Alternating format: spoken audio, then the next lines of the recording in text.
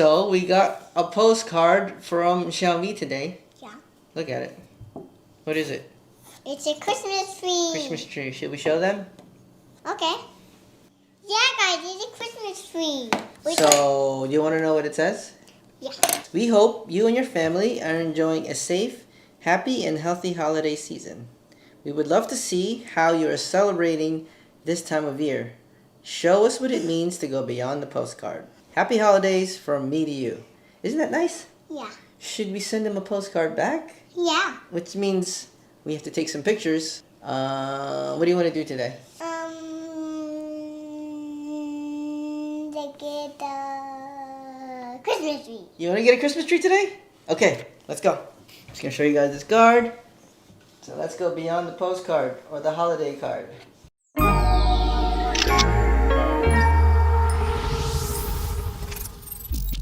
Christmas tree. Christmas tree.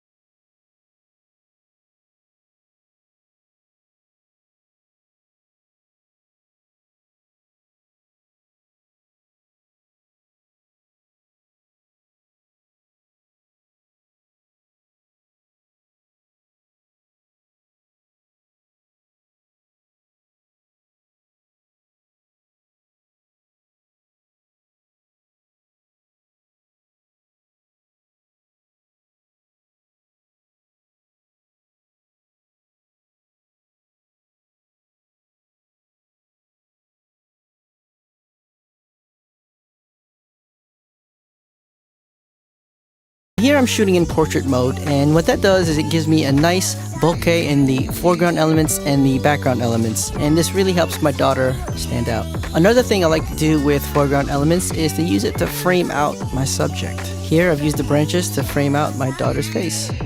Now if I'm going to be out shooting with my family, one of the things I love to bring along is a small tripod. Having a tripod lets me join in on the fun. Once the camera's set up, I put it into burst mode, and what that does is it allows the camera to take a series of pictures in set intervals, all hands-free. Really handy for that candid photo look. Pushing this icon turns on burst mode, and once you're in burst mode, you can see that you can set the number of photos and the interval of time in between each of the photos. Now once you hit the shutter, the camera starts taking pictures, and you can see the shutter count on the left. And don't forget to put it in autofocus mode so that the camera can focus in on your faces. Now one of the beautiful things about this process is that it is easily repeatable, which really proves valuable when you're shooting kids. When you're working with young children and you're trying to get that shot, patience is key. Now you can see here it took us a few takes, but to me the most important thing was that my daughter was having fun. And when you let them have fun, they'll be themselves, and that's usually when you end up with the best shots. Here I got really lucky and ended up with this shot, which is ready to be hung up on my wall. So finally, on our 5th attempt, we actually got the shot we wanted. We tried a little bit of different technique here. We tried to kind of time where the shutter was going to be going, so we would take a few steps, pause, take a few steps, pause, and luckily this time around it worked. Now what I really love about this image is that it feels candid and natural.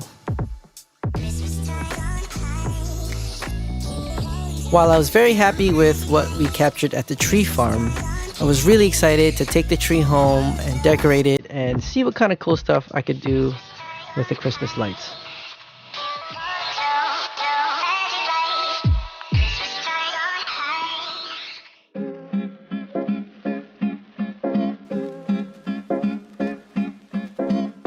Light is definitely one of the most important elements of photography. Now what makes this time of year so amazing for photographers and creatives is that there are lights literally everywhere. Lights on buildings, lights on Christmas trees, you name it, this time of year there are probably lights on it. So one of the cool things you can do is to experiment with the lights you have around you and your surroundings.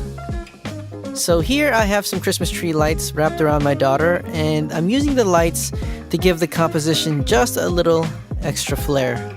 Now when I'm taking pictures of my daughter, I usually like to take them from a couple angles, and as you see here, I dropped down my angle a little bit and it definitely changed the picture a little bit.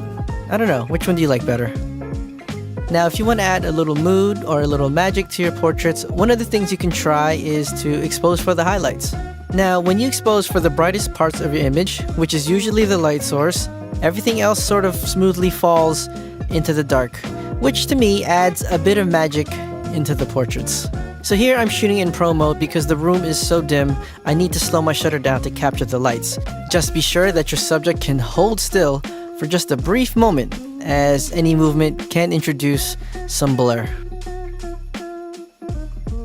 So here's the final image, and as you can see, the room is completely dark minus the lights on the Christmas tree, and I really wanted to capture that magic, that Christmas Eve magic. So I think one of the ways you can really take some cool holiday photos is to think outside the box, and in this case I literally took a box. I took the top and bottoms off the box, glued some tree branches onto it, hung some ornaments, strung some lights, and now we have this little contraption that I can shoot through. Typically, family portraits around this time of year have a Christmas tree behind the family. I wanted to see if I could kind of flip it and see if I could take a picture of us from inside the tree. Now, putting a phone inside of a tree and trying to take pictures of your family from that angle is pretty hard. Now I know this because I tried and it didn't work out too well. Problem solving is one of the funnest parts of photography. It lets you break the rules, it lets you be creative, it lets your imaginations come to life. So in this last photo, I actually combined most of the tips from earlier. The phone is in a time burst mode, it's on a tripod, and I'm using a foreground element to frame out me and my family. Now luckily, we were able to get this in one take. Hopefully, some of these tips and ideas I've shared with you today can be useful for you and your family as you're taking tons and tons of photos and creating tons and tons of memories. I hope you and your family have a very Merry Christmas and a happy